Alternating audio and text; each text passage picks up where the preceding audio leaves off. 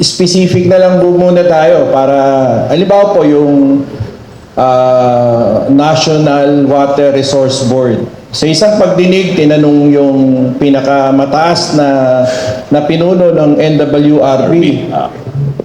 Pumasok pala yung mga kontrata na yan dun sa mga probinsya na hindi kasama sa mga pumirma ang NWRB. Pero pag tinignan mo, sila yung regulator.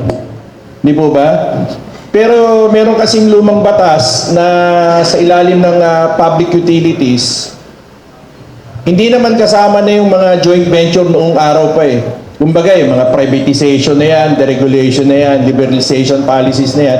Ito yung mga medyo bago, no, na mga pinanukala ng mga economic managers at ng mga policy makers natin at ginawa yon. So may mga lumang batas at bagong batas na nagbabangga. So sino naiipit?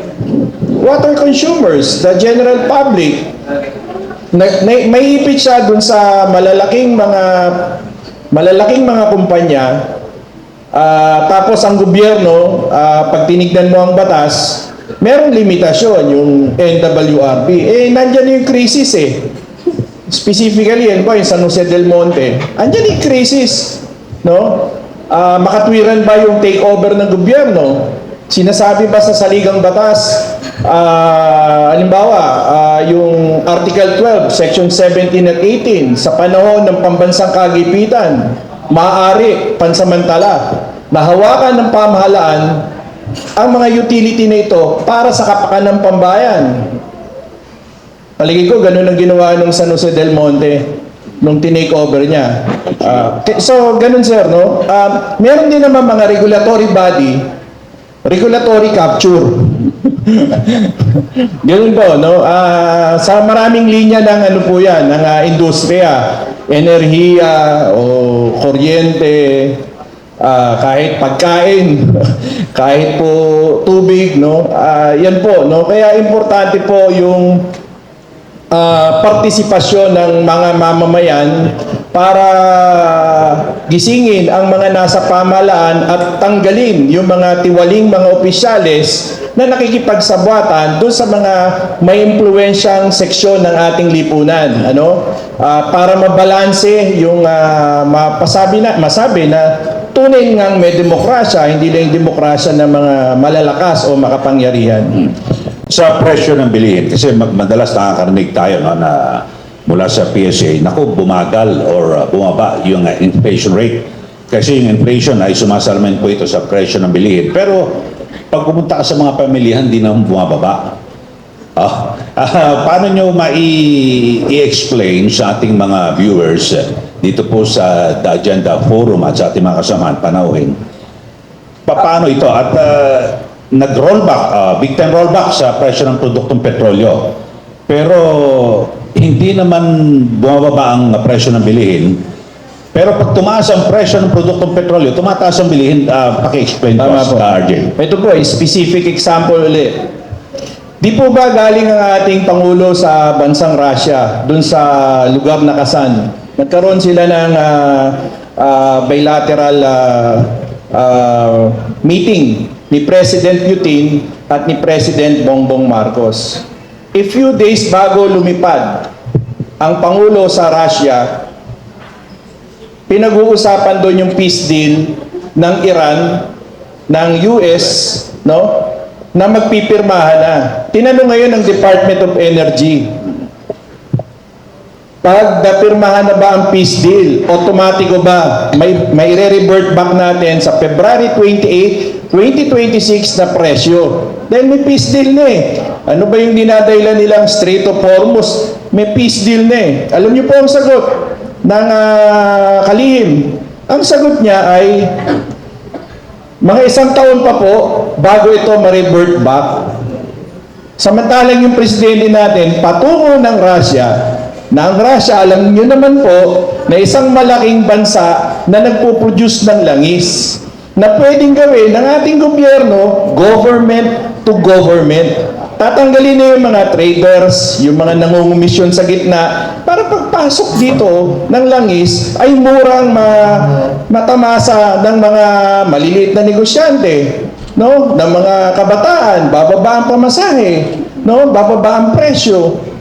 Tinali ng Department of Energy yung isang statement. Ano gagawin ng presidente ron? Yung mga ganun ba, na mukhang merong konting problema sa communication handling, ano? Kung ako yung presidente, pinahiya ng Department of Energy ang presidente dun sa pagtungo sa Russia. Kung gusto ng presidente na magpirmahan, sasabihin niya kay President Putin, sige, 10% ng energy supply ng Republika ng Pilipinas o 20%, bibili namin ng mura. Kaso nakapagbitaw ng statement Yung mga ganun po. So going back dun sa, katulad po nung ginawa namin sa issue ng kuryente, lahat ng mga siningil sa ating mga power consumers, no? Inaatasan natin ang mga ahensya ng gobyerno, partikular ang ombudsman, papunta ng COA at iba pang mga ahensya na i-review ito. Dahil ang tingin namin, sobra yung mga binayad natin. Sobra-sobra. Okay? Sa bahagi po ng tubig, nakita nyo naman yung experience natin dito sa Maynilad, Manila Water, yung sobrang tutok na ginawa, na demanda pa nga ho tayo dyan.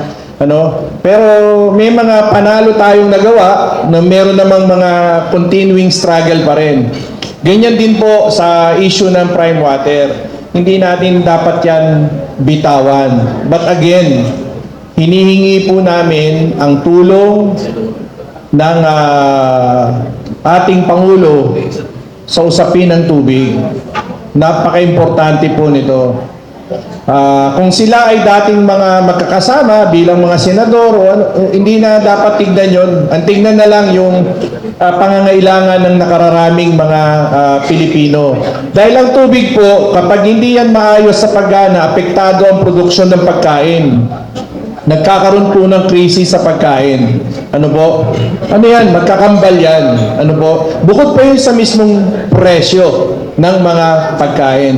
So yung immediate na hakbang, pwede po naman na i-impose ng ating presidente yung Article 12 ng National Economy and Patrimony, Section 17 at Section 18 sa panahon ng pambansang pangangailangan o kagipitan, maaari kahit pansamantala na i-take over ng pamahalaan ang mga utility na ito para sa kapakanang pambayan. Klaro po yun. Crystal clear po yun. Ano po? So it's up to our President kung i-invoke niya yan, particular sa issue, hindi lang mo sa usapin ng prime water, pati na rin sa mga iba pa na may mga halimbawa na mga sitwasyon patungkol po sa tubig. Ganun na rin po ang pagkain. I-address yung usapin ng pagkain. Yung security, yung seguridad sa pagkain. Dahil para matulungan din natin yung ating mga kawawang mga magsasaka. At syempre, tayo, at the end, tayong mga consumers na bumibili ng mga produkto, ng mga pagkain na ito na kailangan natin. So, dyan sa dalawang kambal na panawagan na yan, alam niyo po, hindi lang ito usapin ng mga economic managers. Ang presidente, kaya niyang sabihin yan. Pwede siyang gumawa ng hakbang kaagad. So para mabunot na po yung paghihirap, no, ng taong bayan sa usapin ng mahal na nitong problema sa tubig at problema sa pagkain. Ang usapin dito, nagampanan ba nila ng tapat? Naging tapat ba sila? Kung hindi sila naging tapat, ni isang segundo, wala silang karapatan na manatili sa kanilang mga poder ng kapangyarihan. Mahiya naman sila. Okay, thank you. Last na